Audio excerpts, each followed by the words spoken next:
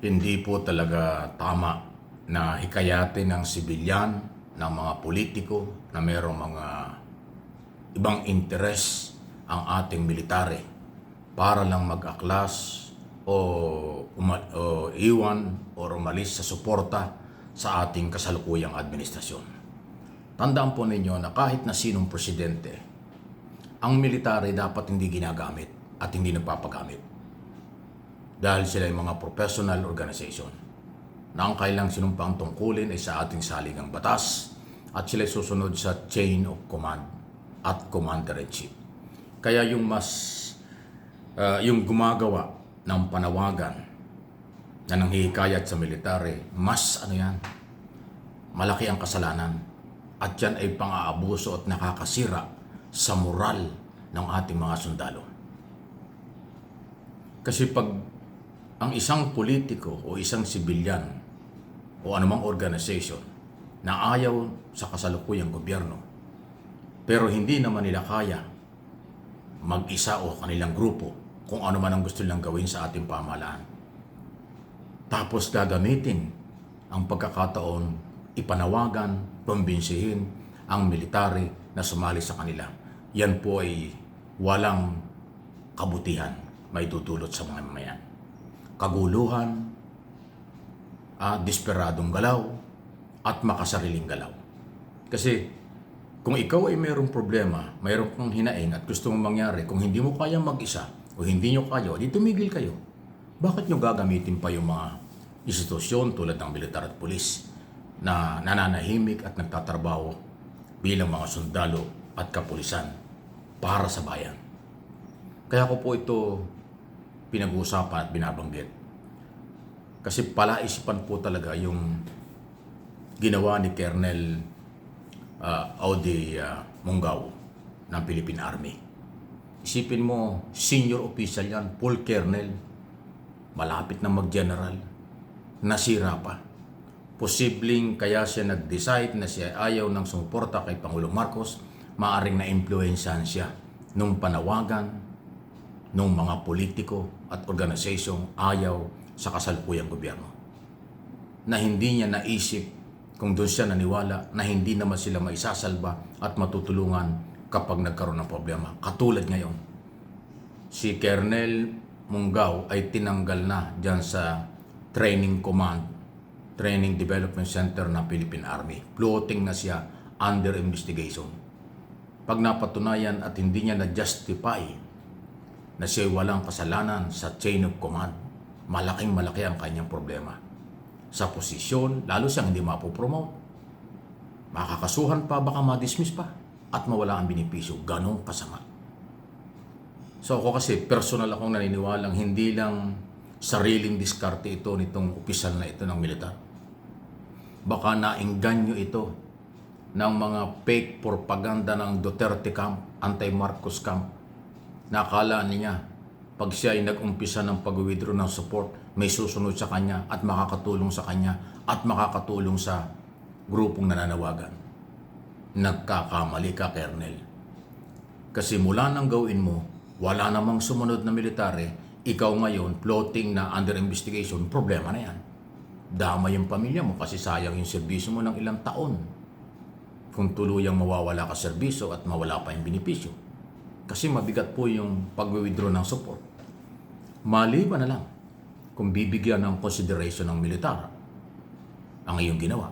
Pero palagay ko, malabo yung mangyari. Kasi masamang president na ang nag-withdraw ng support sa commander-in-chief ay pakapakawalaan, babaliwala. Hindi gagawin yun. Mataas ang prinsipyo ng militar. Kung ano ang sinumpang tungkulin sa ating saligang batas at pagsunod sa chain of command, yan ay pinaninindigan. Kahit pa general, pag nagkamali, pinapanagot. Mabigat po ang court martial, mabigat po ang military policy, military court.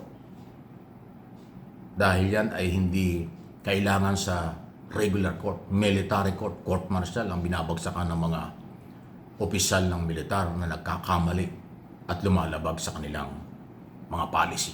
Ganun pong katindi. Kaya hindi biro. Kaya sana naman yung mga sibilyang politiko o non-politician na nagkukumbinsi sa militar Maawa kayo sa military. Huwag niyong isubo ang kailang karera, buhay at kinabukasan sa inyong political interest. Marami ng military ang naging biktima ng mga pag-aaklas, walang nangyari sa kanila. Nagkakakaso, nadidismiss, nasisira ang pamilya. Kawawa naman. Kung bawa nag-graduate kayo ng Philippine Military Academy, nagkaroon ka ng 25-30 years sa serbisyo, tapos bigla kang sumabit lang sa pamumulitika ng iba dahil nagpagamit, dahil yung kainaan nyo ay nakumbinsi kayo. Hindi naman kayo tutulungan itong mga politikong ito. Sa tingin ninyo, yung mga nagre-recruit na mga politician at mga grupong individual, pag nagkaroon ng problema ang military, tutulungan kayo? Negative. Wala silang pakialam. Tutulungan kayong libreng abogado, kung ano man, wala rin yan. Kung wala kayong sariling pera, kawawa kayo, wala kayong pambayad sa sariling abogado. Yan po yung patatandaan nyo. Lahat ng military sa buong Pilipinas, opisyal o kawal, hindi po ito paranakot. Real talk lang. Triple A, pag-iisip po kayo, huwag kayong paggamit.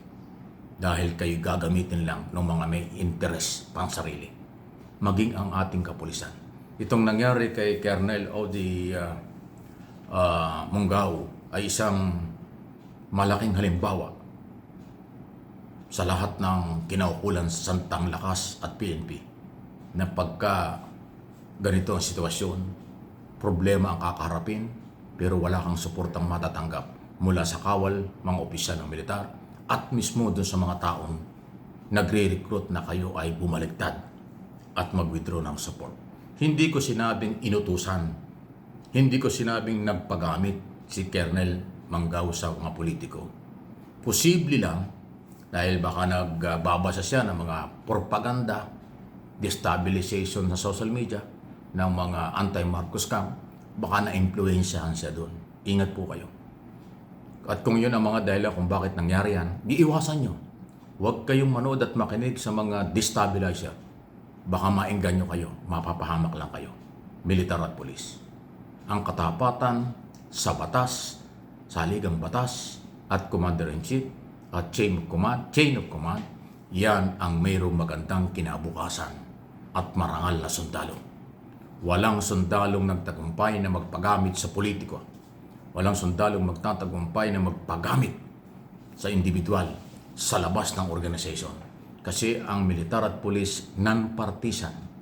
Napakataas po ng respeto ng mga Pilipino sa inyo.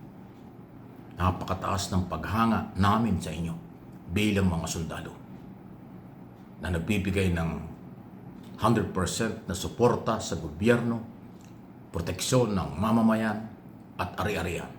Kaya pagka kayo nagpagamit at ginamit kayo ng sibilyan na makasarili, politika ang galaw, kawawa lang. Huwag magpagamit dahil pababayaan kayo pagka kayo'y sumabit.